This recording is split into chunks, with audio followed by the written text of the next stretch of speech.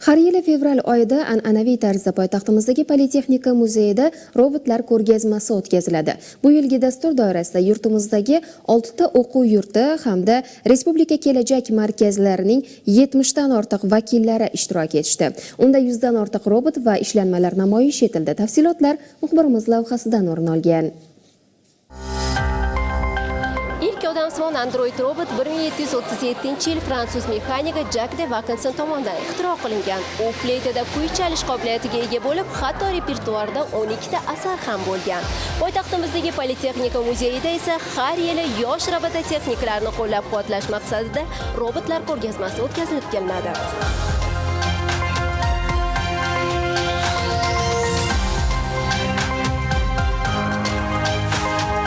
Har yili fevral oyida o'tkazish o'ziga xos an'anaga aylangan. Bu ko'rgazmani o'tkazishdan asosiy maqsad ixtirochi yoshlarni qo'llab-quvvatlash, texnikaga oid bilimlarni yanada oshirish va o'zini ixtirolarini ommaga tanitishdan iborat.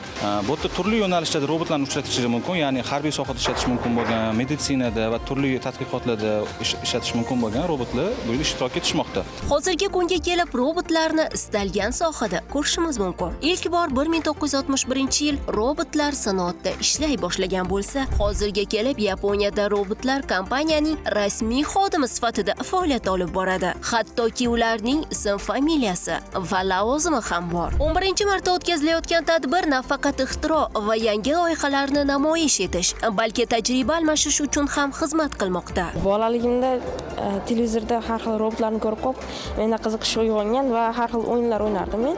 O'shandan keyin mana bunday o'yin yasashni niyat qilgandim. Mana bu kichkina iloncha o'yinimiz avvalgi eski telefonlarda bo'lgan. Mana bu kichkinagina bir loyihamiz. Kelajakda xudo xolisa meni qiziqishim raketalarga qarab ketyapti. Raketalar yasab hozir kichkina loyihalar qilyapman. Ko'rgazmani aylanar ekanmiz, hech qaysi loyiha bir-birini takrorlamasligiga guvoh bo'ldik. Asosiy e'tiborimiz esa ishtirokchilar orasidagi kichik sinf o'quvchilariga tushdi. Robotlar ko'rgazmasida 100 dan ortiq shu kabi texnikalar namoyish etilmoqda. Bular esa ko'rgazmadagi eng yosh ishtirokchilar. Nechinchi marta qatnashishingiz ushbu ko'rgazmada? 4-marta. Bu robot qo'lni qo'ysa yuradi, yana bitta qo'lni qo'ysa to'xtaydi. Bu tipovoy datchik bo'lib, u xonadagi namlikni va temperaturani o'lchab beradi. Hozir temperatura qancha ekan? Namlik 41, temperatura esa 26. Loyihalar orasida ekologiyani asrash va havoni tozalashga yo'naltirilgan ishlanmalar ham bor. O'sha biz suv bilan tozalaymiz havoni. Yomg'ir yog'gandan keyin qanaqa havo toza bo'lib qolsa, xuddi shunaqa bo'lib beradi. Keyin tepasidan bizda havoni chiqarib yuboramiz. LCD bizning havo darajasini, qanaqa tozaligini hozir ko'rsak bo'ladi. Agar bizda havo juda ham me'yordan oshib ketadigan bo'lsa, xavfli bo'lib, sistemamiz ishlaydi. Robototexnika va kibernetika bu davr talabi.